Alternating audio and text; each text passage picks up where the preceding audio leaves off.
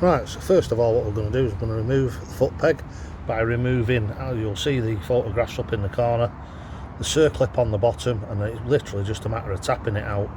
But don't forget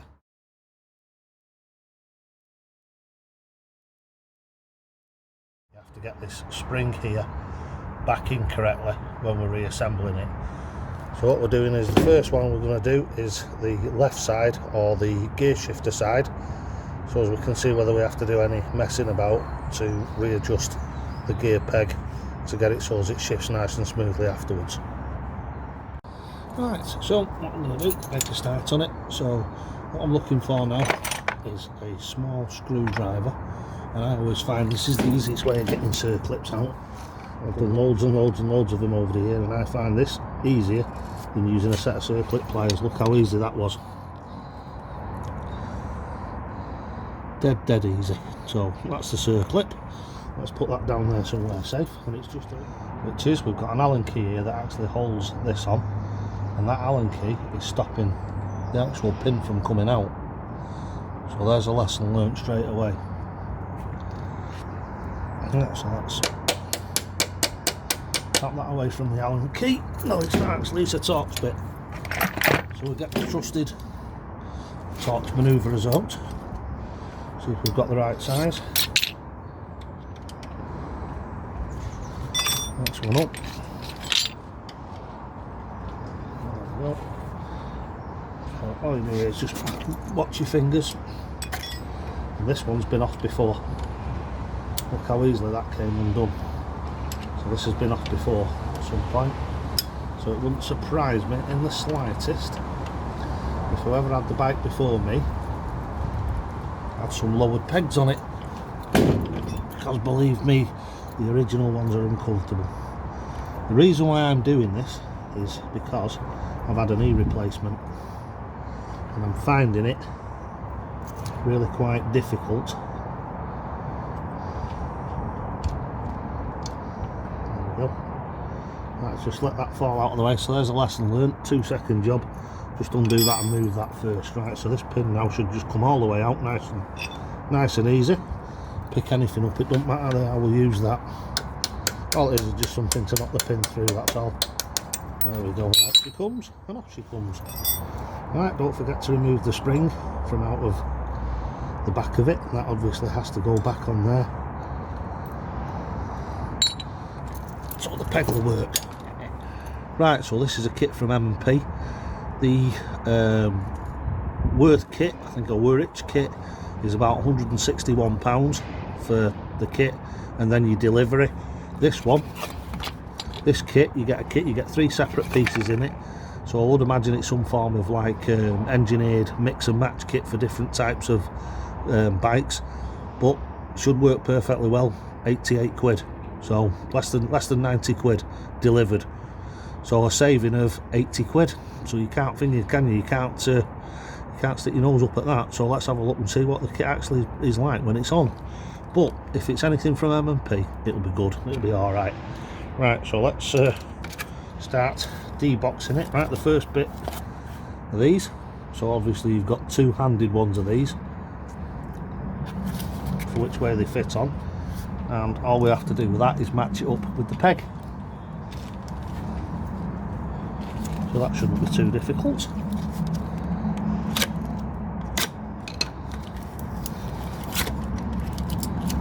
So we pull the first one out, see if that one matches the peg.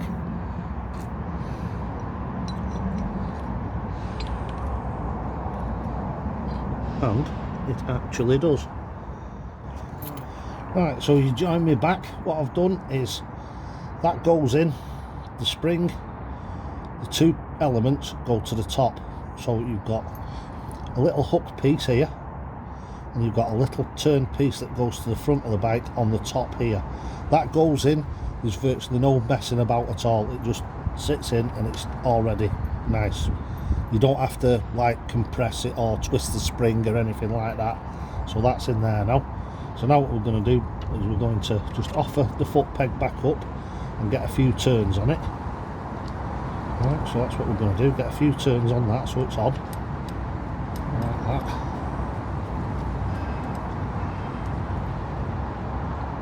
we go. So we've got a few turns on that, and now what we're going to do is we're going to put the drop assembly in and the peg onto it loosely, so we can see exactly what it looks like.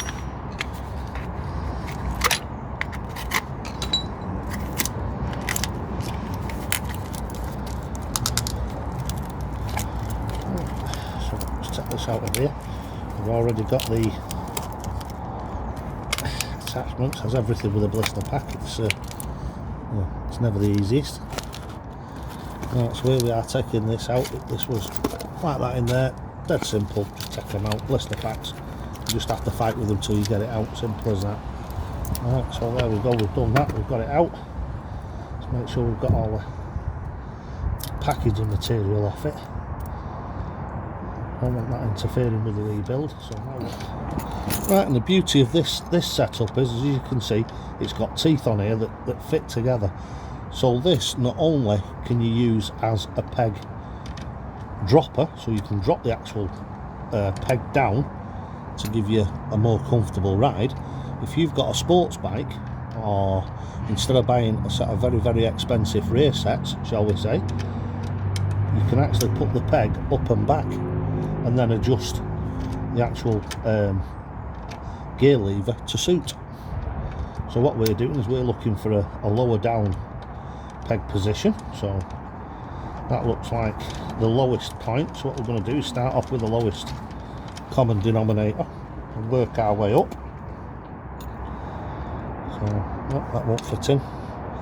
So I'm just doing this, it's very, very sloppy work, but obviously I'm not doing it to actually tighten it up or anything. All we're doing is we're just setting the peg now to obviously what it looks like when it's done. Right, and here we go, this is the peg kit. So these are the pegs that come with it. With this you get some nice new pegs, and that's what they look like. Anodised aluminium pegs. Quite nice. Right, so we've got that. We've got 2 bolts in there to attach those to the actual kit itself.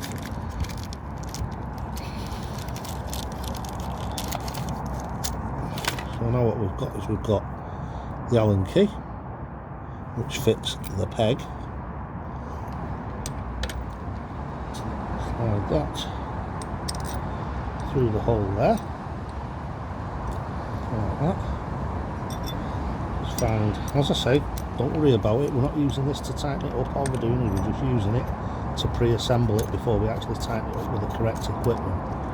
There's nothing wrong with doing this.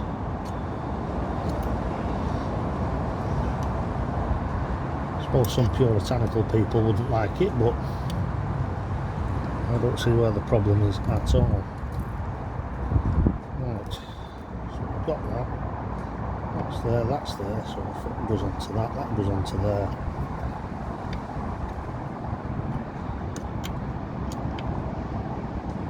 Right, so apart from final tightening up, etc., the only problem I can see with this, and it's the same with the other setup, is the gear peg is further in.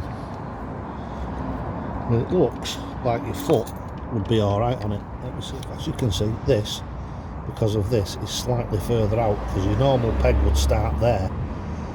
This starts a little bit further out, because obviously your foot will only go in this far instead of this far.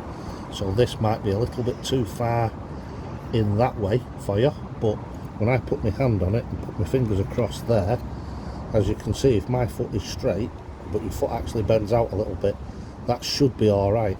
It feels like it should be alright, but if not, they do actually do a cover for this that extends it further out, which is another good idea. It'll be another 15 quid investment, but it'll be well worth it if these pegs turn out to be as good as what they look. Right, so assembly done, and now it's on to the other side.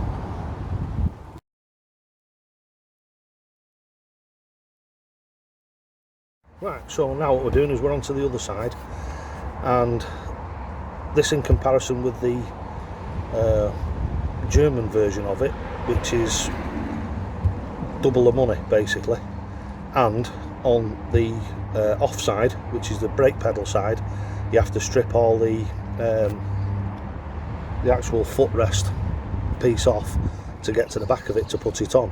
Whereas this one, it literally is just a replacement of the actual swinging arm piece of it. So the other side has took me, if I'd have known what I was doing and I'd done it before, I reckon I could have done it in 10 minutes. Literally 10 minutes. So, old job, first time. If you've never done it before, it's going to take you half an hour, 45 minutes maximum. Right, so let's get on with the offside.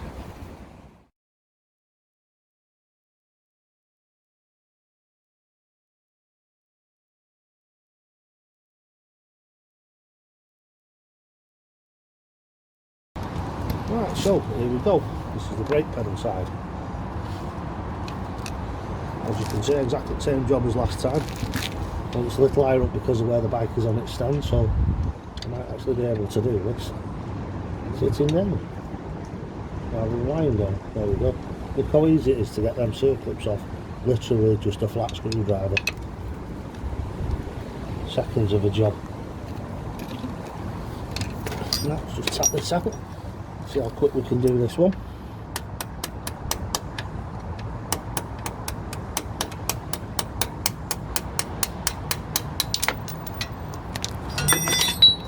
And there we go, look, the assembly's off.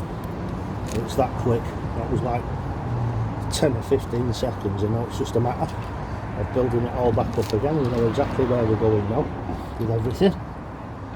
So let's click that on there.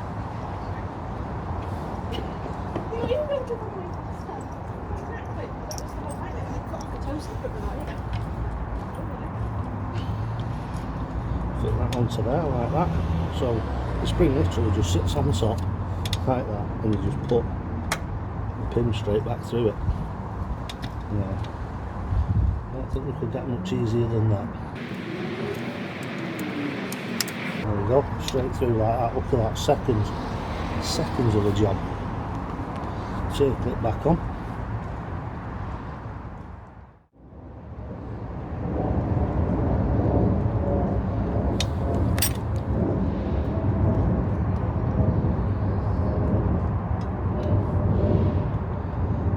That's the circle on.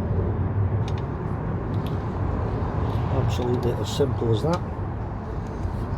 Right, and that is, as you can see, instantly sprung loaded. Next piece of the kit. Like I say, make sure you get all the packaging off it. You don't want that affecting you towards the end of your build. And having to take it back apart to get the tritus off it. Right, and we know now that this should be somewhere around that one. That's one along.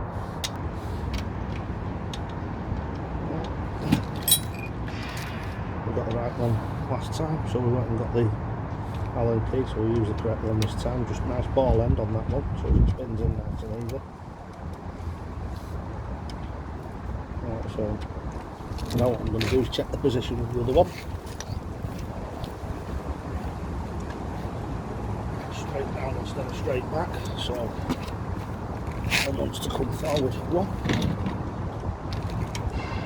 Cracking little idea this, so you can position them wherever you want. Really good idea.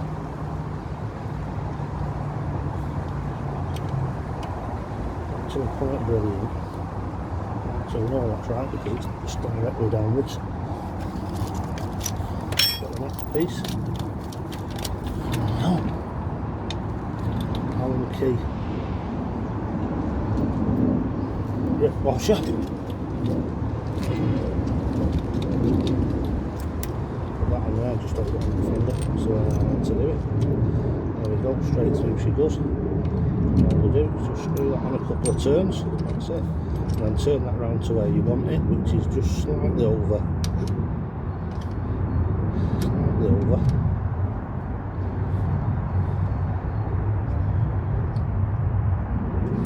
Like that. So we'll just check that. Make sure we've got it where we want it. So it matches the other one. We don't want it, so we've got to roll off on the other foot.